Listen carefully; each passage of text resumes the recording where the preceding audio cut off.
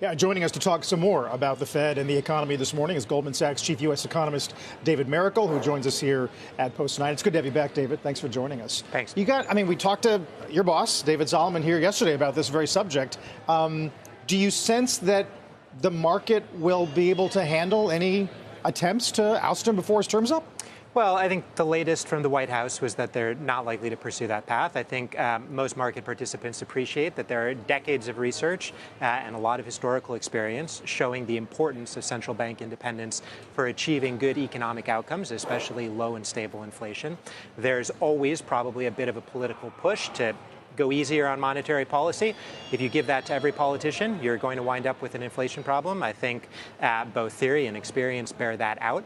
Economists all over the world have embraced that logic, and that's why the shift towards central bank independence has been a global one, not just one in the U.S. So I think markets would worry about that a lot if it did seem under threat, but I'm not that worried about it after what we heard yesterday. Does this latest batch of data bolster the case for being patient? I think the latest batch of data suggests that that the stakes are not hugely high at the moment. That the economy, the labor market at least, doesn't seem to be in need of great rate cuts, but the inflation data, from my perspective, suggests that we're doing just fine and that the underlying trend is moving back towards something closer to 2%, even if tariff effects are likely to continue to give us a little bit of a boost on top of that. So we still have 3 cuts penciled in for later this year. I think they could start in September because I'm relaxed about the inflation news. I think we are moving in the right direction for reasons many economists anticipated.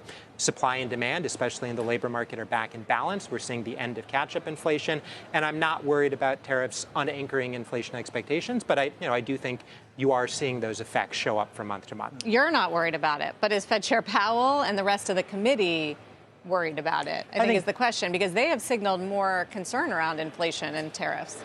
I think you've heard the full spectrum of views from people on the FOMC. My guess is that the Fed leadership would kind of take a view similar to mine, that the actual boost to inflation, especially against a backdrop where the economy is not nearly facing the same degree of labor market tightness as it did back when we all worried about this in 2022, probably means that the tariff effects are not going to spark a long, prolonged period of high inflation. So that's my guess of where the leadership is. But you're right. There are people on both sides of this debate on the committee. Well, also, it's a reminder that even if the president somehow succeeded in firing the Fed chair and replacing the Fed chair, and by the way, he will get a chance to do so, as he has said, next May.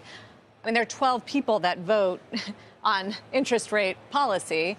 Most of them are confirmed by the Senate and the Fed Board of Governors. This is not just a decision by one person. I think that's right, and that probably means that the policy path will be a little bit sturdier, that it is a group decision. It's not just down to what the chair wants to do. I think range of opinions, most of them seem to think that eventually we'll get to the point where it's appropriate to lower interest rates. They do, after all, have a 3% longer run rate in the dot plot. It's just a question of perhaps comfort doing that while these tariff effects are showing up, and there you see a range of views on the FOMC. Do you sense that the consumer, and in particular the lower cohort, lower income earner, will soften as we get closer to holiday? Well, we just got the retail sales numbers, and for the last month, they looked good. But I would say if you look at them on a real basis, so that we're not conflating tariff-driven price increases with actual spending increases, and if you look over several months, consumer spending does look somewhat softer. I would certainly expect for the tariffs, both because they function like a tax and perhaps also because they create uncertainty for businesses and consumers, to give us a slower pace of growth this year than I would have expected in the absence of all of these large policy changes. I think we're beginning to see some signs of that in the hard economic data.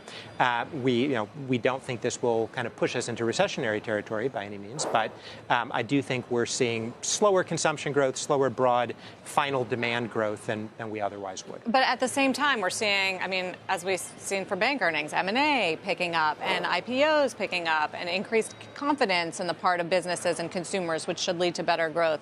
I'm just trying to figure out if second half growth forecasts are going up or down. So our tariff expectations on net have not changed that much. We did make some changes to the composition of them recently, but because the underlying total tariff assumption hasn't changed, our growth view for the back half hasn't changed a huge amount in response to all of the recent news. I think some of what you're seeing is in early April, we had the risk of much larger, much more disruptive tariffs. And so businesses and investors have breathed a sigh of relief as we haven't realized those largest tariffs that would have, I think, imposed the largest costs on the economy. But, that is still very much an important part of the back half picture for the year and a reason to expect below, say, the 2% or so trend pace of growth that we might expect in the absence of all these changes. Is 26 look any healthier for you guys? Yes, it does. I think we will probably see some incremental tariff increases beyond this year. For example, the White House has talked about pushing back some of the pharmaceutical tariffs. So it's not as though all of the policy changes happened this year, depressed growth this year, and we're back to normal next year. But I would expect to be back closer to normal. So if 2% is trend, I would expect to be somewhat below that, maybe more high ones, whereas this year we think we're on track for growth in the low ones. In the low ones.